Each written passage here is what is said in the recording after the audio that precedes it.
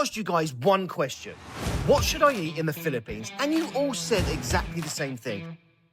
So today, I'm eating everything at one of the most iconic spots in the country, Gerry's Grill. And looking at the size of this spread, I think I could have made a mistake.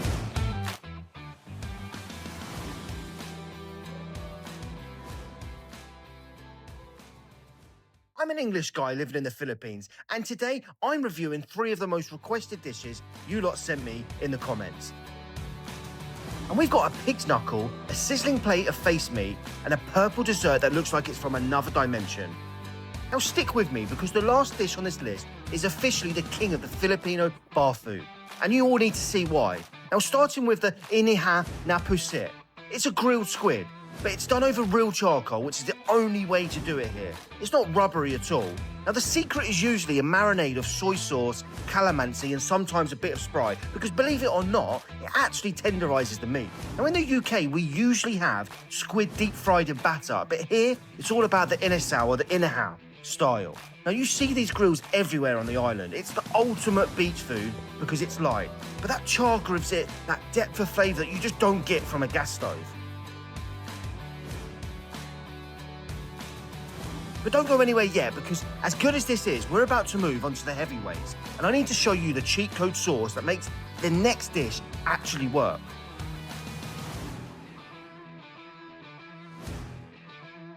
Now, if you're new here, you'll see these little bowls on every table. This is the Sawsawan.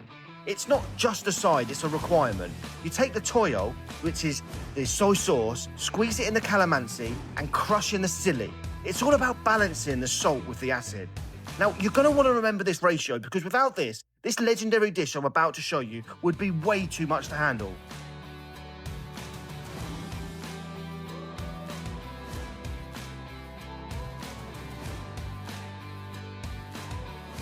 Now, this is the one. This is the crispy patter. It's a whole pig's leg that's simmered until it's tender, then deep fried until it's, well, this is like this.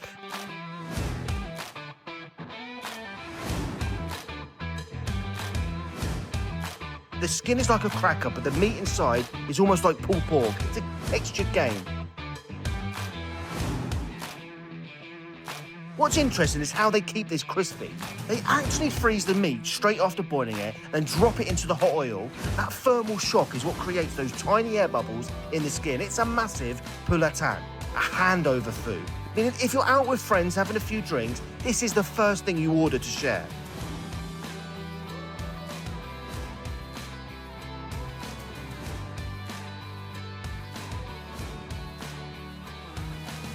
But stay with me for the next one, because as iconic as this leg is, the next plate is actually the most debated dish in this entire country.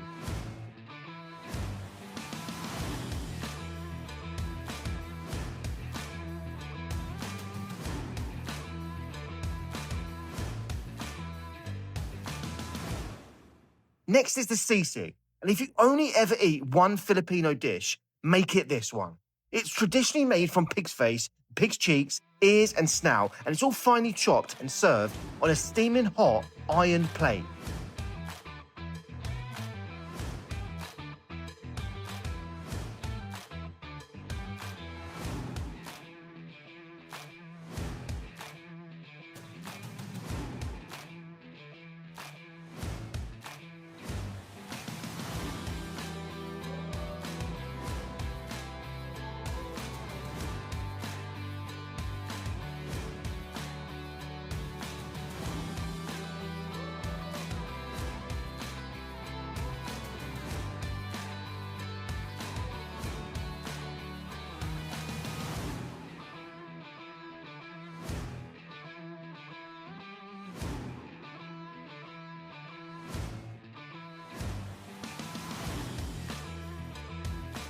Tagalog word of the day is simot. It basically means to leave nothing left, or to scrape the plate clean. And looking at this sizzling fat, this is exactly what's about to happen here, because this is salty, it's fatty, and it's got that hint of vinegar to keep it from being just too much. It's basically the king of bar food. There's actually a huge debate going on in the Philippines about this. The original version for Pampanga doesn't have mayonnaise or an egg. but the modern Manila style usually does. Now, people get very protective over their local recipe. Now, I'm about to finish this off with a dessert that basically, it's a genetic fluke. Now, don't click away because you've likely never seen a coconut look like this.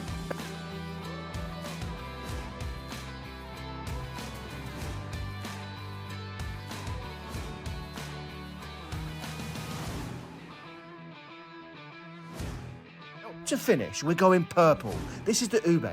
It's the purple yam, but it doesn't taste like a potato. It's earthy and sweet, almost like a mix of vanilla and pistachio.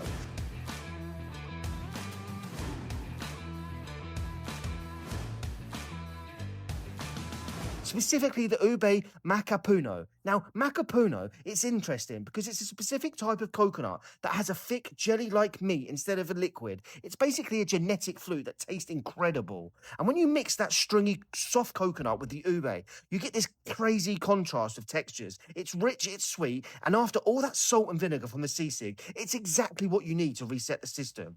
Now, that's a full-on Filipino feast. I'm probably going to need a long nap after this. Now, the lesson for the day, malutong. It means crispy. Use it next time you're at a Filipino spot and the skin hits right. And if you want to see me try more hardcore street food next, let me know in the comments. And you don't want to miss the next one because we're going even deeper into the local markets. Cheers. I'll see you in the next one.